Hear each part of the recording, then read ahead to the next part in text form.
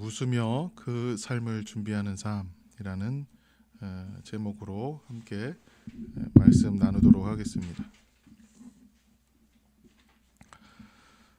요새 그 유튜브에서 좀 유명한 사람이 있는데 김한솔이라는 시각장애인이에요. 그 유튜브 이제 크리에이터인데 보신 분이 있을지 모르겠는데 초등학교 때 이제 부모님이 저학년 때 이제 이혼을 하고 그렇게 해서 좀 외롭게 살다가 아버지가 재혼을 해서 두 번째 어머니가 생겨서 너무 좋았답니다. 그런데 또 두 번째 어머니랑 아버지가 이혼하고 그러다가 또 아버지가 이제 또 재혼을 해서 세 번째 어머니가 생겼는데 그러면서 얼마나 좀 그 어린 아이의 마음이 좀 많이 상처도 있고 좀 어려웠던 것 같아요.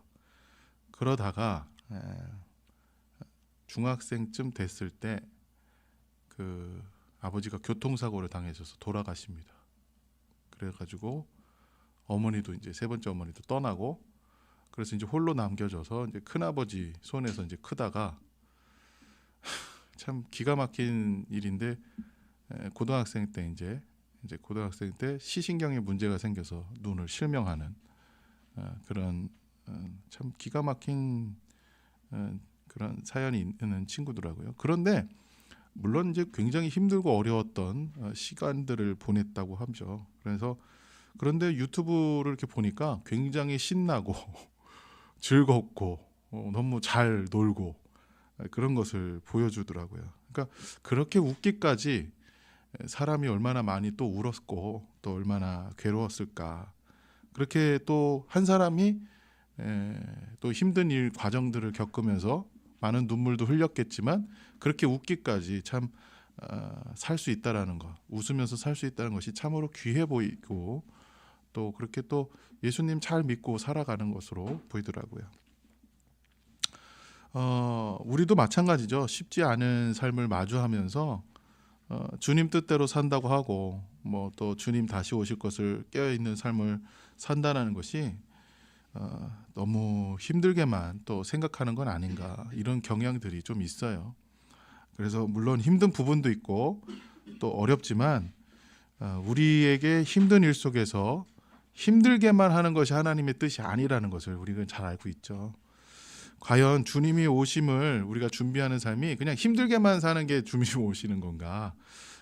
우리가 좀 오늘 말씀을 통해서 준비하는 삶이 그러면 뭔가라는 것을 조금 생각해 봤으면 좋겠습니다. 그래서 비록 우리의 삶이 또 치열하고 때로는 어렵고 때로는 울음이 나오는 그런 순간이 올지라도 웃게 하시는 하나님 그리고 웃을 수 있게 우리를 만드시는 하나님의 은혜 그런 행복한 삶이 있다는 것을 오늘도 바라보시는 그런 복된 시간이 되시기를 축복합니다.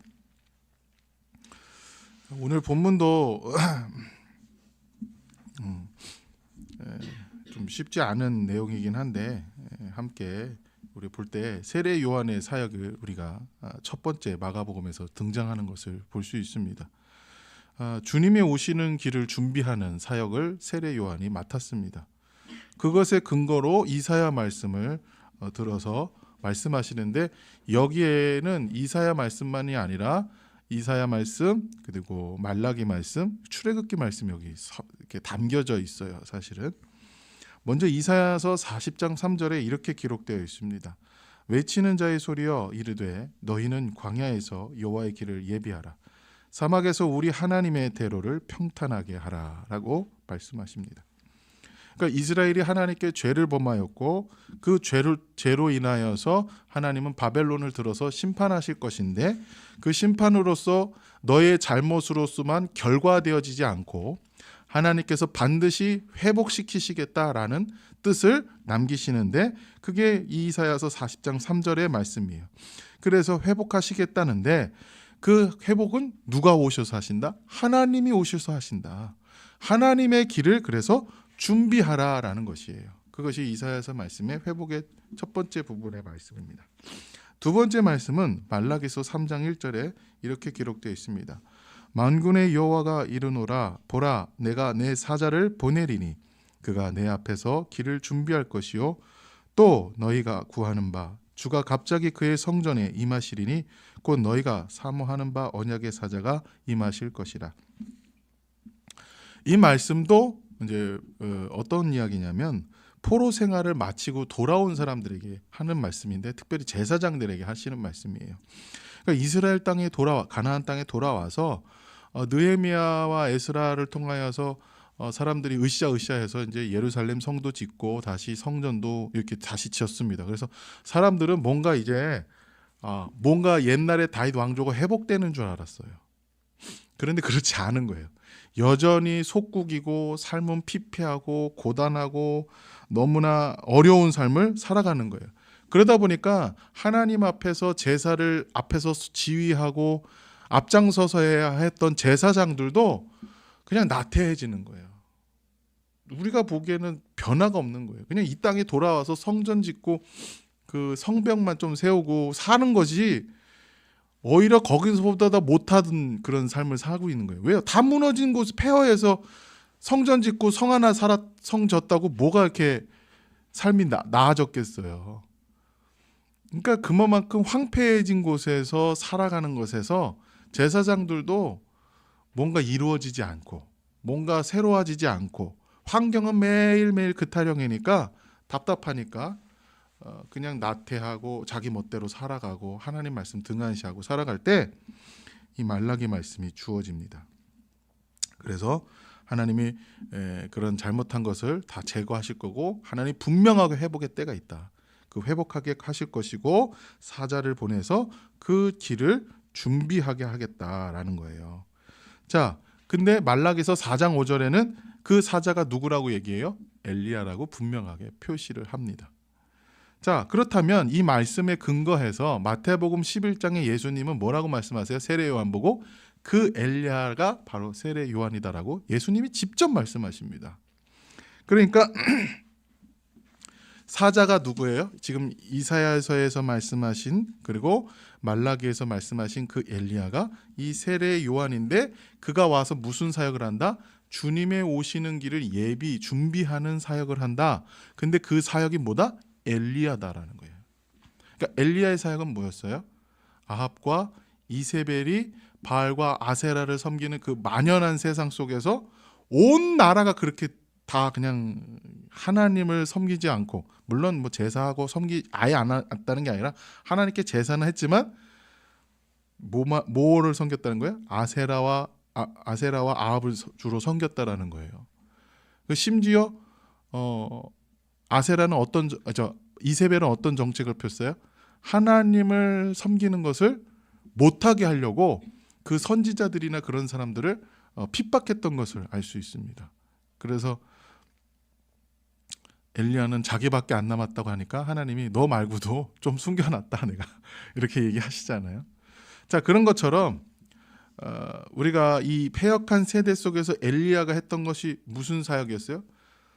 하나님께 돌아오게 하려는 사역이었잖아요.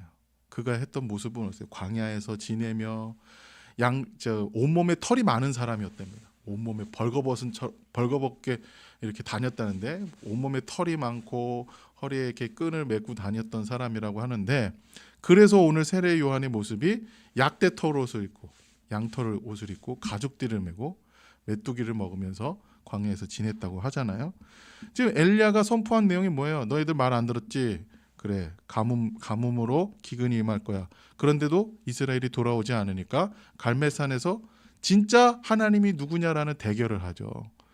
바알이 하나님이냐 여호와가 하나님이냐라는 대결 속에서 바알이 아니라 참 하나님은 여호와다라는 것을 선포하는, 그래서 이스라엘 백성들을 하나님께 돌아오게 하려는 하는 그 엘리야의 사역을 지금 세례 요한이 하고 있다라는 얘기를 하는 거예요.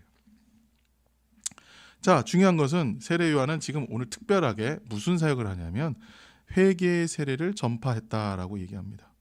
그러니까 바로 메시아가 오기 전에 그를 준비하는 것이 회개의 세례라고 표현해요. 그러니까 지금 우리가 그 구약에 있는 이야기들을 어떻게 지금 세례 요한은 행했냐면 회개의 세례를 했다. 자, 우리가 회개라고 생각하면 그냥 하나님한테 좀 죄송한 마음, 미안한 마음을 좀 갖고 이런 감정적인 것을 가지고 고백하고 용서를 구하는 것으로 생각합니다. 물론 이것도 맞아요. 그러나 거기서 그치는 게 아니에요. 그게 다가 아닙니다. 회개라는 말 뜻이 헬라어로는 자기의 마음을 바꾼다라는 거예요. 내 마음을 새롭게 하는 거예요. 내 안에 죄악들이 가득한 것을 떨쳐버리고 어디로 마음을 바꾸는 거예요? 하나님께 마음을 바꾸는 거예요.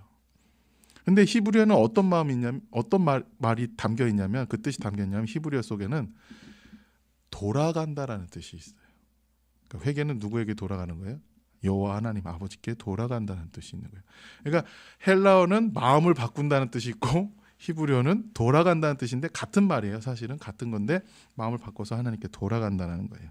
그러니까 감정적으로 그냥 미안한 마음 정도가 아니라 어떤 거예요? 모든 삶의 방향이 하나님을 향하여, 죽음을 향하여 가는 게 아니라 하나님을 향하여 가는 것이 회개다라는 말씀을 하고 있습니다. 그런데 그거의 표지가 뭡니까? 세례라는 거예요. 그러니까 세례는 이게 이제 침례라고 표현하죠. 원래는 그 뵙티조, 이게 누워서 일어나는 거, 이제 완전히 잠기다라는 것이 이제 침례의 뜻인데, 그때는 이제 침례죠. 사실은 원래 본래의 원형적인 모습은 침례인데, 누웠다가 일어나는 것을 통해서, 이 표지를 통해서 내가 회개했다라는 것을 표지로 나타내는 것이지, 이 세례 자체, 이 침례 자체가 무슨 마법적인 힘이 있어서 뭐 용서를 받는 그런 것은 아니에요. 사실은. 그러니까 우리가 착각하면 안 되죠. 그러니까 이 회개나 우리가 회개하는 것도 뭐예요? 내가 회개해서 구원받았다, 내가 회개해서 용서받았다예요. 사실은 그 회개의 마음을 주시는 것도 하나님의 선물이고 은혜인 거예요. 그 세례도 뭐예요? 하나님의 선물과 은혜지, 이것이 구원의 조건과 하나님이 구원하시는 대등한 근거가 될 수는 없다라는 것을 말씀드립니다. 중요한 것은 여기서 뭐 하는 거야? 하나님을 향한 결단이라는 얘기를 하고 있는 겁니다. 그러면 지금 세례 요한이 주님을 준비하는 것이 참 고돼 보이잖아요. 광야에서 살고 뭐 맛있는 음식을 먹습니까? 메뚜기와 석청이가 정확하게 저도 잘 모르겠는데 꿀 같은 거래요. 자연에서 나는 꿀, 무슨 이렇게 과일인데 석류 같은 거 있잖아요. 무슨 뭐 무화과 같은 거, 그런 것들을 이렇게 자연에서 나는 것들을 먹었다고 얘기를 합니다. 그러니까 메뚜기는 이제 단백질을 공급했겠죠. 그러니까 그런 것들을 먹으면서 좋은 음식을 먹은 게 아니라 그때 나는 광야에서 그냥 이렇게 쉽게 얻을 수 있는 것들을 먹으면서 그런 사역들을 했다. 그런 것을 우리가 볼 수 있어요. 그러니까 어려운 삶을 살았다, 쉽지 않은 길을 갔다라는 것은 우리가 분명하게 생각해 볼 수 있습니다. 그런데 하나님 나라가 와서, 메시아가 와서 하나님 나라가 임할 텐데, 그렇게 회개함으로 메시아를 맞이하는 자리로 서라라는 것인데, 이것이 바로 뭘 얘기하고 있냐? 그러니까 세례 요한의 사역이 준비한다 그래서 뭔가 특별한 일을 한다는 게 아니에요. 예수 그리스도와 동일한 사역을 한 겁니다. 사실은 이걸 놓치시면 안 돼요. 왜요? 그러니까 우리는 뭐 새로운 일을 한다, 뭐 준비한다, 뭐 이렇게 해서 뭔가 새로운 거를 한다라는 생각을 하는데, 사실은 세례 요한의 선포를 사복음서에서 찾아보십시오. 그리고 예수님이 선포한 복음 선포, 회개하라, 천국이 가까이 왔느려, 똑같아요. 동일한 걸 선포한 거예요. 사실은. 그러니까 우리가 쉽게 뭐 각성 운동, 무슨 뭐 부흥 운동, 이런 것들 우리가 또 늘 경험해 봤잖아요. 그러니까 뭐 그의 시작은 이제 종교 개혁이라고도 할 수 있는데, 그 후에 정통주의가 교리화되고 이론화되고 산염화되고 신앙이 다 그렇게 변질되니까 각성 운동이 일어났잖아요. 영국에서 웨슬리가. 그런 각성 운동이 일어나고, 우리나라에서 또 무슨 일이 일어났어요? 평양에 대부흥 운동이 일어났죠. 그래서 북쪽에서 저 회령 그 북쪽에서부터 감리교 선교사님들, 또 이 평양에 시작을 해서 북쪽에 이 평양에 또 장로교 선교사님들, 뭐 교단에 상관없이 그런 부흥 운동들이 막 각지에서 일어나기 시작했어요. 그래서 사람들이 회개하고 자복하고 돌아오는 그런 일들이 많이 벌어지게 됐죠. 그런데 그게 뭐였어요? 뭐 새로운 일을 했나요? 새로운 일을 한 게 아니라 회개한 거예요. 회개하고 하나님 앞에 돌아서서 예수 그리스도와 함께 가는 거였어요. 그것을 한 겁니다. 자, 그러면 세례 요한은 뭘 선포한 거냐면 메시아를 선포한 거예요. 그걸 준비하면서 메시아를 선포한 거예요. 자, 메시아를 어떻게 표현했냐면 사람들이 세례 받으러 올 때, 이제 회개하고 세례 받으러 올 때 어떻게 합니까? 물에 들어가야 되잖아요. 물에 들어가면은 그 신발을 벗습니다. 신발을 벗는데 우리처럼 구두나 이렇게 뭐 운동화가 아니라 이렇게 발바닥에다 이렇게 뭐 판 같은 거 대고 끈으로 이렇게 칭칭 감은 샌들 같은 거예요. 약 이런 거야. 그러니까 사람들이 와서 뭐 종도 데려올 수도 있잖아요. 야, 풀러. 내가 안 풀고 누가 풀러요? 종들이 오면 종이 풀는 거예요. 그 신발끈을. 왜냐하면 그때 뭐 흙먼지가 많으니까 이렇게 다니면 발이 얼마나 더러워요. 그 누가 풀었어요? 종들이 풀었단 말이에요. 이런 신발끈 묶어주고 푸는 거는. 그러니까 그걸 빗대어서 얘기하는 겁니다. 메시아가 나중에 나보다 더 큰 이가 오시는데 내가 그의 종처럼 되어서 신발끈을 풀고 매는 거, 나는 그것도 할 수 없는 사람이다. 그만큼 메시아가 어떤 존재다? 신적 능력이 있는, 그리고 신적 존재이다라는 얘기를 하고 있어요. 자, 그렇게 말씀하시면서 또 뭘 얘기하냐면 그가 성령으로 세례를 베풀 거다. 나는 물로 세례를 주지, 아니 그분은 성령으로 세례를 줘. 너희들이 회개하고 결단하고 살지만 그것으로 그게 완성되지가 않아. 진짜 우리는 뭘 받아야 돼? 메시아가 주시는 성령으로 세례를 받아야 돼. 그래야 우리가 메시아를 통하여서 아버지 하나님 나라에 가는 거야 라는 얘기를 하는 거예요. 자, 이 사역이 분명해지는 거예요. 그러니까 이 세례 요한은 메시아를 선포하고 있고, 메시아를 선포하면서 성령으로 주신다는 얘기고, 성령의 하나님의 영이 아버지께 돌아가는 길을 온전히 걷게 하신다. 그 길을 인도하신다. 그래서 하나님 나라의 복음을 그렇게 선포하고 있습니다. 요게 말씀이 아까 세 가지라 그랬는데 두 가지만 했잖아요. 이사야서, 말라기. 이 하나가 더 뭐냐면 출애굽기 23장 20절입니다. 출애굽기 23장 20절에 이렇게 기록되어 있어요. 제가 한번 찾아볼게요. 내가 사자를 네 앞서 보내어 길에서 너를 보호하여 너를 내가 예비한 곳에 이르게 하리니 너는 삼가 그의 목소리를 청종하고 그를 노엽게 하지 말라. 그가 너희 허물을 용서하지 아니할 것은 내 이름이 그에게 있음이니라. 네가 그의 목소리를 잘 청종하고 내 모든 말대로 행하면 내가 네 원수에게 원수가 되고 내 대적에게 대적이 될 것이라. 뭐 이렇게 쭉 말씀하시다가 뭘 얘기하냐면 그 땅을 주겠다라는 얘기를 하는 거예요. 그 땅을 주겠다, 약속의 땅을 주겠다라는 얘기를 하시는데 이 말씀이 담겨 있어요. 그러니까 이스라엘 백성들이 지금 출애굽기는 뭐예요? 이스라엘 백성들이 출애굽을 하고 나서 시내산에서 하나님께 언약을 맺고, 하나님과 언약을 맺고 율법을 받는 그 자리입니다. 그 율법을 받는 자리에서 하나님이 약속의 땅을 가게 할 거야라는 약속을 다시 하시면서 그 광야 길을 가는 여정, 그리고 그 땅에 들어가는 여정 모든 속에서 하나님 사자를 보내실 거야라고 합니다. 여기서 하나님 사자는 누구예요? 엘리야입니까? 아니죠. 그냥 하나님이에요. 여기서는 하나님이에요. 이 과정이 뭐예요? 이 과정이 하나님이 직접 그들을 인도하여서 가나안 땅, 젖과 꿀이 흐르는 약속의 땅을 차지하게 하겠다. 이게 상징적인 거잖아요. 우리를 어떻게 하신다는 게 하나님의 성령이 인도하셔서 마침내 그 완성의 하나님 천국에 완성된 모습으로 우리를 서게 하겠다라는 것을 말씀하시는 거와 동일한 거예요. 그러니까 지금 이 내용 안에 이 세례 요한의 사역과 선포가 그대로 이 예언대로 같이 가고 있다는 것을 우리가 알 수 있습니다. 그러면 우리가 여기서 그 사자가 왜 하나님이라는 것을 왜 알 수 있냐면 뭐라고 했어요? 내 이름을 그에게 주겠다고 했잖아요. 그 칭호를 준다는 건 뭐예요? 그 예언이 뭐로 이루어졌어요? 예수님을 통해서 하나님이 임마누엘, 하나님이 우리와 함께 하시다, 하나님의 칭호가 그에게 있고, 예수님이 무슨 칭호가 있어요? 에고 에임이라는 자기 하나님 칭호를 쓰셨잖아요. 나는 생명의 떡이다, 세상의 빛이다, 양의 문이다. 또 뭐라고 했어요? 선한 목자다, 나는 부활이요 생명이요, 또 그래, 나는 길이요 진리요 생명이다, 포도나무다. 에고 에이미, 난 나다, I am who I am, 스스로 있는 자라고 표현하셨잖아요. 그러니까 이 출애굽기에 나오는 그 말씀은 사실은 하나님 자신이 그렇게 하시겠다라는 것인데, 이 세례 요한이 성령을 통하여서 이끄신다라는 것으로 동일하게 말씀하신다는 거예요.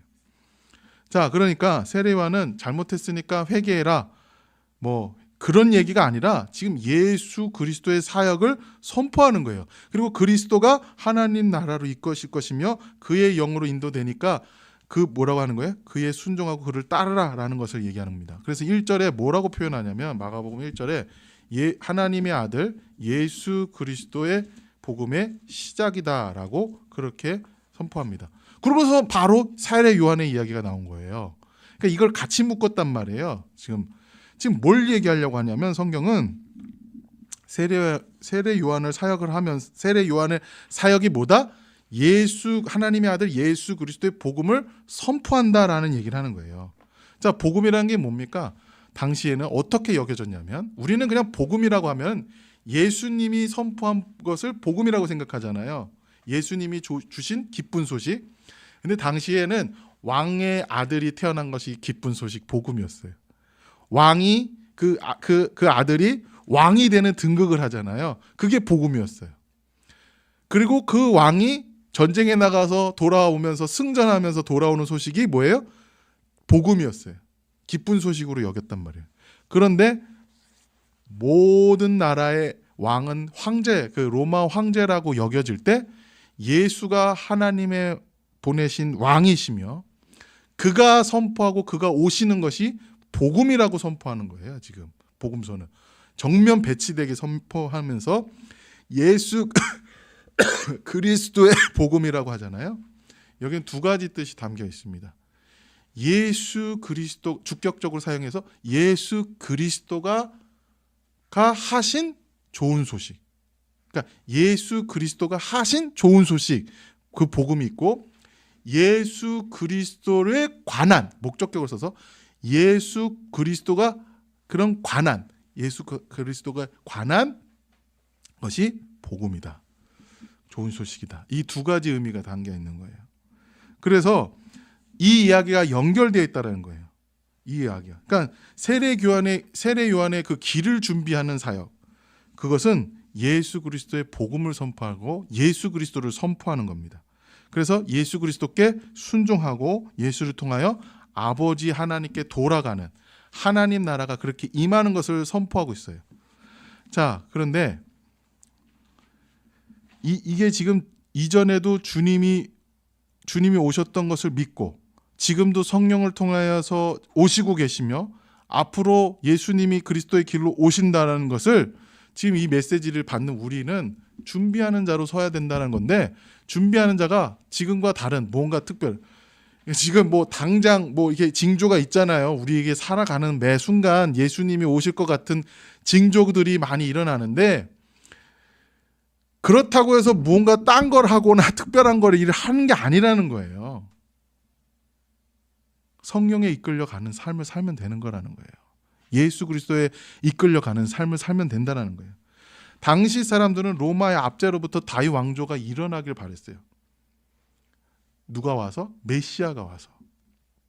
그래서 자유하고 번영하는 그런 옛날의 다윗의 왕조가 다시 건국되기를 메시아가 와서 이루어줄 거라고 기대하고 있었어요. 그런데 이런 과거의 헛된 믿음에 박혀있고 그런 헛된 상상과 바램들이 있는데 그러면서 자기의 지금의 현재의 삶은 뭐예요? 허탄하고 괴롭고 고단한 삶을 한탄하고 있단 말이에요. 그리고 미래에는 뭘 해요? 현재의 어려움을 바꿔줄 다윗 왕조만 바라보고 있는 거예요. 그런데 지금 하나님께서 사자를 보내서 그 길을 준비한다는 내용은 예수님을 준비하라는 것이고 예수님께 순종하라는 것이고 그 헛된 믿음을 버리고 예수님과 동행하면서 예수님이 주시는 하나님 나라를 받으라는 것이에요. 다윗 왕조랑 다르죠. 전혀 다른 거예요. 그러니까 우리가 이게 뭔가 특별한 걸 해야 되고 뭔가를 바라면서 살아가고 있는데 우리가 다시 한번 이게 회개라는 것과 하나님께 바라보는 준비하는 것이 뭔가라는 것을 다시 한번 생각을 해봐야 되는 거예요. 우리가 원하는 것, 바라는 것이 있는데 하나님이 원하는 것과 바라는 것과 같은지를 한번 직면해야 돼요. 아니, 그러니까 하나님이 성경에서 계속 누차 얘기하는 하나님이 원하고 바라는 것이 있어요. 하나님의 꿈이 있어요. 하나님의 꿈이 나래요. 예수처럼 만들어가는 게 하나님의 꿈이래요. 그런데 나는 다윗 왕조만 바라보고 있는 건 아닌가. 내가 원하는 것을 계속 원하고 있는 건 아닌가. 준비하라 그러잖아요. 우리는 준비합시다 라고 해서 뭔가 사업을 하고 어떤 프로젝트를 하고 특별한 일을 해야 된다고 생각하는데, 사실은 그러면서 뭘 계속 이 안에 다 밑바닥에 뭘 바라고 있어요? 다윗 왕조가 새로 생기듯이 자유와 번영이 우리에게 돌아오도록 그걸 원하고 있지는 않은가. 하나님이 정작 원하는 것은 다윗 왕조가 문제가 아니라 하나님 나라를 주시는 것을 받는 게 진짜 중요하다는 것을 성경은 계속 선포하고 있단 말이에요. 우리가 죄짓지 않고 신앙생활하는 것을 최선으로 여길 때가 있어요. 아니요. 죄 안 짓는 정도가 아니라는 거예요. 그것으로 우리가 신앙생활 잘하고 있다고 생각하지 마시고, 정말로 내가 원하고 바라는 것이 아직도 놓치지 못하고 있는가. 나 지금 이거는 나 못 놓겠어. 이건 내가 정말 좀 바라고 있어. 그런 건 아닌가라는 것을 좀 직시해 봐야 됩니다. 이게 가장 우리에게 큰 문제인 거예요. 그때 당시 사람들이 신앙생활을 못했다고 생각합니까? 정말로 열심히 살았어요. 정말로 열심히 살았어요. 그런데 회개하라고 그러잖아요. 회개하라고 합니다. 예수님이 오셔서도 똑같아요. 세례요한도 그들에게 독사의 새끼들, 독사의 자식들이라고, 예수님도 뱀의 사탄의 자식들이라고 했어요. 똑같았어요. 죄짓지 않는 것으로, 나 죄짓지 않고 나 이렇게 착하게 살았다, 그거 회개했다, 그렇게 해서 잘못 뉘우쳤다라는 것으로 끝나는 게 아니라 진짜 그냥 예수님과 동행하는, 하나님이 바라는 것으로 가야 된다는 거예요. 왜요? 예수님이 진리니까, 생명이니까 아버지와 하나 된 길을 가야 된다는 거예요. 자, 그런데 실상은 이제 마지막이 제일 중요한 거예요. 실상은 그 길이 참 어렵다라는 거예요. 쉽지 않다라는 겁니다. 우리가 이걸 놓치면 안 돼. 하나님이 이 길로 가라 그러는데 이렇게 살라고 하고 이런 존재로 만들겠다고 하는 거잖아요. 원수를 사랑하라는 건 뭐예요? 싫은데요. 나 저놈은 못 용서 못하겠어. 이렇게 할 때 있잖아요. 난 저놈 새끼는 진짜 안 보고 살아야 돼. 별세계. 근데 하나님의 목적은 뭐예요? 원수를 사랑하는 예수님처럼 만들고야 말겠다라고 하시는 것으로 준 거예요. 그 말씀은 그냥 겉으로 그냥 이렇게 한번 살아봐, 안 되면 할 수 없고가 아니에요. 성경의 모든 말씀은 우리를 반드시 예수님처럼 만들겠다고 하는 그 모습처럼 그 말씀이 우리에게 다 그렇게 이루어지고야 말겠다라고 하신 거예요. 그런 존재로 부르었고 그렇게 반드시 만들고야 말겠다라는 복으로 채우겠다라는 거예요. 하나님의 능력으로 채우고 하나님 마음으로 채우고 성품으로 채우고 지혜로 채워서 반드시 그렇게 만들고야 말겠다라고 주신 말씀들이라고요. 그냥 착하게 살아봐가 아니에요. 그 말씀들이. 착각하지 마십시오. 성경 말씀은 서로 사랑하라, 피차 복종하라, 그렇게 그런 존재로 만들어 버리고야 말겠다는 뜻이죠. 그 하나님의 꿈이에요. 뜻이에요.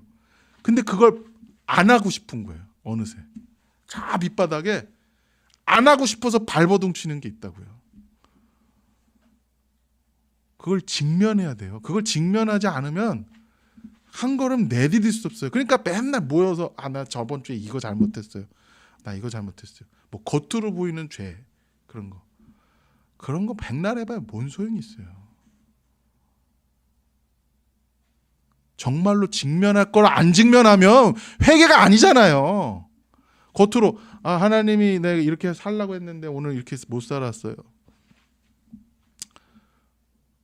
정말로 직면하고 그 발버둥 치는 거 그거 끄집어내지 않고 있는데 뭐가 회개가 되고 뭐가 하나님 앞에 나아가는 방향입니까?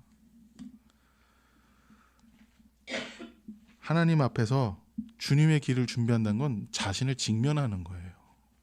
말씀 앞에서 나를 직면하는 겁니다. 성령의 이끄심에 그 말씀이 나에게 직면되게 하는 거예요. 거기에는 비명이 있어요.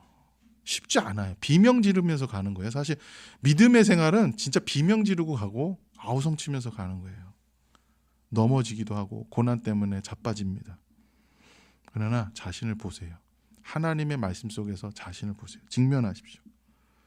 그때마다 하나님이 사랑 주시고 권면하시고 능력 주시고 지혜 주시고 그 풍성함과 충만하심으로 나에게 은혜를 베풀어 주신 줄 믿습니다. 그렇게 은혜가 경험되잖아요. 그러면 울더라도요, 웃을 수 있는 힘이 생겨요. 뭐냐면 당장 내 환경은 죽을 것 같은데 거기에 하나님을 믿는 믿음이 생겨요. 우는데 믿음이 있다니까요. 어디 가서 울어요? 하나님 앞에 울어요.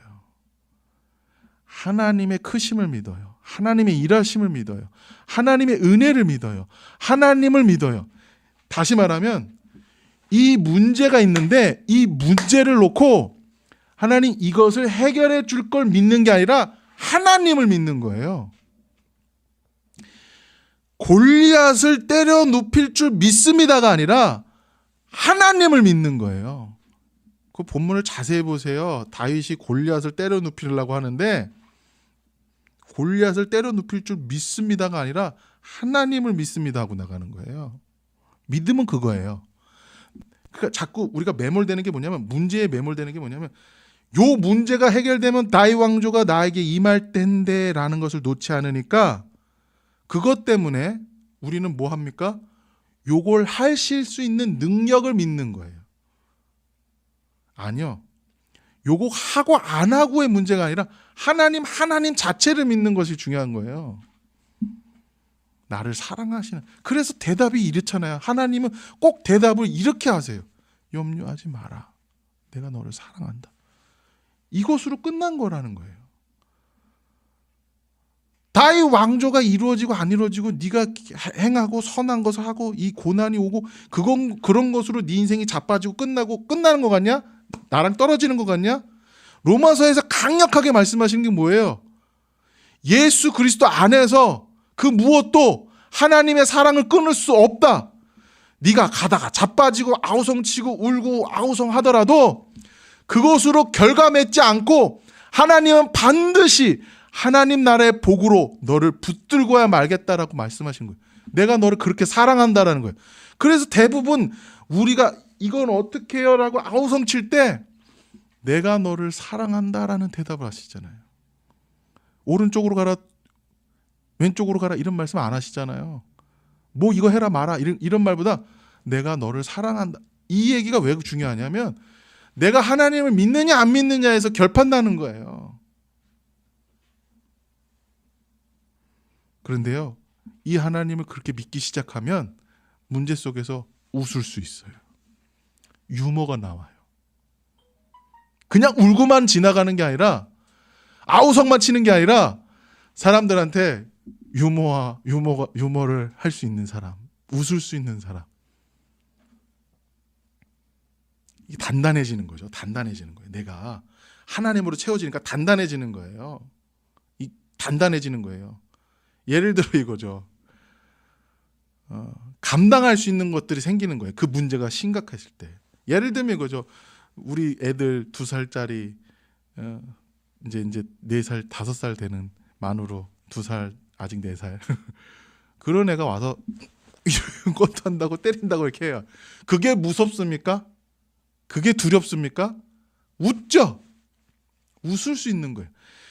우리 주변에 누가 나한테 이렇게 때린다고 왔을 때 그걸 가지고 내가 든든하고 내가 힘이 있으면 웃을 수 있는 거예요.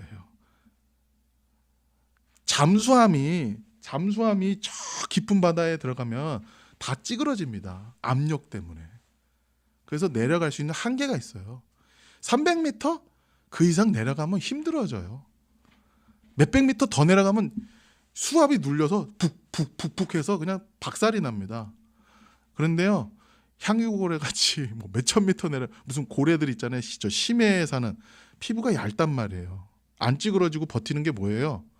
수압과 안에 있는 압력이 같기 때문에 안 찌그러지고 버티는 거 아니에요. 압력이 있는 거예요. 수압을 견디는 압력이 몸 안에 있기 때문에 그 얇은 피부도 안 부셔지고 있는 거예요. 무슨 말이냐면 내 안에 밖에서 누가 나한테 막 주먹질하고 뭐 이런 상황이 올 때, 전쟁을 방불하는 그러한 고난이 올 때 우리는 하나님 믿고 준비한다고 살아가는데 자꾸 나를 건드려 짜증나게 그런 사람들 있어요. 주변에 긁어요. 또 긁고 만들어요. 그런데 어느 순간 하나님으로 계속 채우고 하나님 내가 너 사랑해. 아, 나 죽겠는데 또 엎드려요. 그리고 또 하나님 말대로 순종하고 살아요. 그 능력을 받아서 살아요. 견뎌지는 거예요. 뭐가 생겨요? 똑같은 날이 와도 웃을 수 있는 거예요. 웃고 머리 쓰다물 수 있는 거예요. 그게 준비된 삶의 모습이 뭐냐면 우리가 신자로 살아가는 게 항상 막 치열하고 막 십자가 군병들아 다 나같이 전쟁에 나가서 창칼 들고 막 싸우는 것 같은 것만 상상을 하는데 사실은 하나님이 싸우시며 그 길에 대장 되신 하나님을 믿고 나아가는 자가 얼마나 담대하다는 것을 말씀하시는 거예요. 성령의 충만함 속에 믿음은 뭐예요? 방패래잖아요. 방패. 탁 막고 있는 거예요. 사탄의 어떤 공격이 와도 딱 막고 있는 거예요. 뭐요? 믿음으로 딱 막고 있어요. 그리고 뭐예요? 성령의 말씀의 검으로 쳐서 파는 거랍니다. 우리가 이길 수 있는 건 다른 게 아니에요. 저놈보다 내가 더 높아지고 저놈보다 내가 힘이 세지고 저놈보다 돈을 많이 벌고 내가 이런 것들을 많이 세워나가고 자존심을 세워나가면 나를 못 건드리겠지. 아니요. 하나님이 한번 불면 나가 없어지는 거예요. 진짜 웃을 수 있는 사람 누굽니까? 믿는 사람입니다. 울면서 아우성 치더라도 진짜 웃을 수 있는 사람, 그 사람이 행복한 사람입니다.